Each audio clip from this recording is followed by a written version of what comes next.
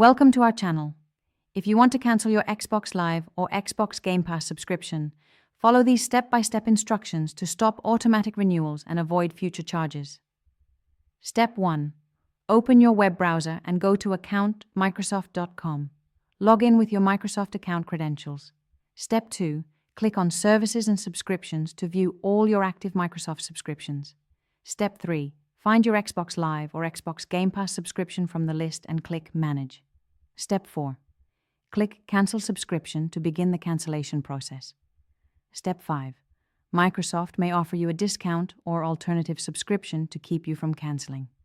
If you still want to cancel, click Continue with Cancellation. Step 6. Follow the on-screen prompts to confirm your decision to cancel the subscription. Step 7. Note that your subscription will remain active until the end of the current billing period, so you can continue using the service until then. Step 8.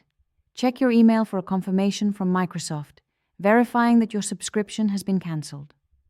Save this email for your records. Don't forget to like this video and subscribe to our channel.